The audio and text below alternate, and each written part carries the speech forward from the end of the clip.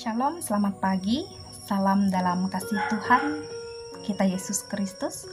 Pagi hari ini kita akan bersama-sama kembali merenungkan bahkan mendengarkan akan kebenaran firman Tuhan sesuai dengan nas Almanak Gereja Kalimantan Evangelis, yaitu dari Wahyu pasal 18 ayat yang ke-21 hingga ayatnya yang ke-24.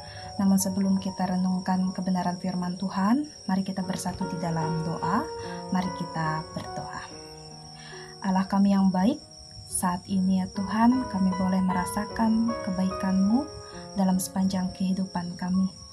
Kami boleh dibangunkan pada pagi hari ini, kami boleh merasakan sukacita, kami boleh merasakan pemeliharaan-Mu dalam hidup kami. Saat ini ya Tuhan, kami mau merenungkan kebenaran firman-Mu. Biarlah Engkau boleh memberkati kami sekalian, agar kebenaran firman-Mu ini boleh kami lakukan dalam kehidupan kami. Firman-Mu boleh menjadi sumber segala sesuatu dalam hidup kami untuk dapat menjadikan kami semakin dekat di dalam Tuhan. Di dalam dan oleh nama-Mu ya Tuhan Yesus Kristus kami berdoa dan memohon. Amin.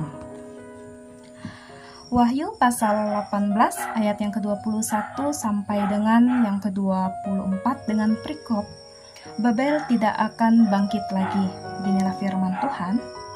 Dan seorang malaikat yang kuat mengangkat sebuah batu sebesar batu kilangan, lalu melemparkannya ke dalam laut, katanya, "Demikianlah Babel, kota besar itu, akan dilemparkan dengan keras ke bawah, dan ia tidak akan ditemui lagi. Dan suara pemain-pemain kecapi dan penyanyi-penyanyi dan peniup-peniup seruling dan sangkakala tidak akan kedengaran lagi di dalammu. Dan seorang yang ahli dalam sesuatu kesenian tidak akan ditemukan lagi di dalammu. Dan suara kilangan tidak akan kedengaran lagi di dalammu. Dan cahaya lampu tidak akan bersinar lagi di dalammu. Dan suara mempelai laki-laki dan pengantin perempuan tidak akan kedengaran lagi di dalammu, karena pedagang-pedagangmu adalah pembesar-pembesar di bumi. Oleh ilmu sihirmu semua bangsa disesatkan, dan di dalamnya terdapat darah nabi-nabi dan orang-orang kudus, dan darah semua orang yang dibunuh di bumi." Amin.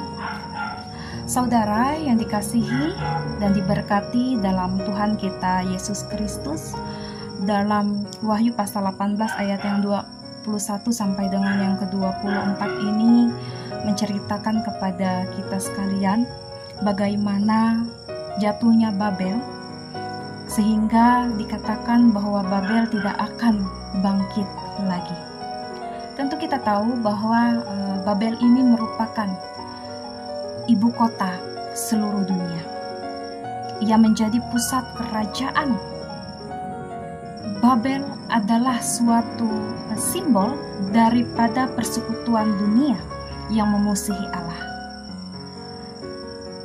Mereka menjadikan Kristus itu sebagai musuhnya. Di sini dilihat melalui suatu penglihatan daripada Yohanes. Ia melihat, dikatakan di ayat yang ke-21, bahwa ada seorang malaikat yang begitu sangat kuat. Ia mengangkat batu yang besar dan melemparkannya ke dalam laut. Tentunya ini mau menyatakan kepada kita sekalian bahwa berita penghukuman kepada Babel akan segera dilaksanakan. Saudara yang dikasih dalam Tuhan kita Yesus Kristus, kita tahu bahwa di dalam suatu kota besar, Babel pada saat itu, begitu kemeriahan, begitu banyak hal yang dapat mereka alami dan nikmati oleh semua rakyat dan para sekutunya. Sehingga dikatakan dalam firman Tuhan pada saat ini bahwa tidak akan ada lagi suara suara seruling. Tidak ada lagi pemain kecapi. Dikatakan tidak akan ada lagi semua penyanyi-penyanyi. Dan juga dikatakan bahwa akan tidak ada lagi suatu perayaan, tidak ada lagi sukacita, tidak ada lagi kegembiraan yang tadinya memenuhi kota tersebut. Artinya bahwa ketika Babel ini dimusnahkan oleh Allah, tidak ada lagi suatu kehidupan di dalamnya. Tidak ada lagi suatu cahaya yang terlihat yang ada pada saat itu. Yang ada hanyalah kegelapan pekat dan sunyi senyap. Dan dikatakan juga bahwa tidak akan ada lagi suara dari mempelai laki-laki, bahkan dari pengantin perempuan. Dan tentunya keadaan kota ini tidak akan bisa pulih kembali. Tempat itu tidak akan dapat dihuni kembali oleh manusia, karena Allah sendiri yang telah meruntuhkan Babel. Mereka mendapat suatu hukuman daripada Allah. Saudara yang dikasihi dalam Tuhan kita Yesus Kristus, tentunya dari apa yang dilakukan mereka dan apa yang dilakukan oleh Allah ketika Babel ini dijatuhkan, ketika Babel ini dimusnahkan, semua itu merupakan suatu balasan atas perbuatan mereka yang keji, mereka terhadap umat Tuhan. Babel dimusnahkan karena di dalamnya begitu banyak penyembahan-penyembahan berhala dan tentunya ilmu-ilmu sihir. Mereka bangga dengan apa yang mereka miliki. Mereka bangga dengan kekayaan yang boleh mereka nikmati. Dan juga di Babel, mereka juga adalah orang-orang yang anti Kristus. Mereka melakukan suatu penganiayaan terhadap umat Allah. Dan tentunya dari sistem dunianya yang fasik inilah mereka akan dimusnahkan.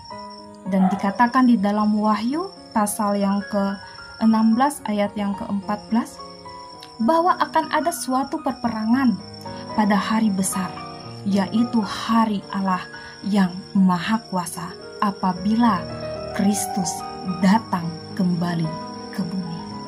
Saudara, apa yang dilakukan oleh Allah terhadap Babel mengingatkan kepada kita pada saat ini bahwa segala sesuatu yang dilakukan ada sebab dan ada akibatnya. Oleh sebab itu, kita boleh kembali diingatkan agar kita boleh memiliki kesetiaan kita kepada Allah. Semakin kita nyatakan, jangan menduakan Allah, setialah kepadanya. Maka kita akan mendapatkan suatu kemuliaan dan berkat yang begitu melimpah. Hidup kita akan menjadi damai sejahtera. Kita yang pada saat ini sudah menerima anugerah keselamatan dari Allah, haruslah bertanggung jawab dan hidup di dalam Dia. Tidak melakukan segala sesuatu dengan sesuka hati kita. Tidak ambil bagian dalam kehidupan dunia dengan penuh keberdosaan ini. Hiduplah di dalam kebenaran. Lakukanlah kebenaran dalam kehidupan kita. Meskipun dalam melakukan kebenaran ini tidaklah mudah dan nyaman untuk kita kerjakan. Tetapi kita harus yakin bahwa Tuhan akan memberkati, memampukan, bahkan menolong kita semua. Agar kita bisa diselamatkan, kita jauh daripada murka Allah dan mendapatkan segala sesuatu ataupun malapetaka yang akan kita terima daripada Allah. Tuhan Yesus Kristus memberkati kita semua melalui kebenaran firman-Nya. Amin untuk firman Tuhan.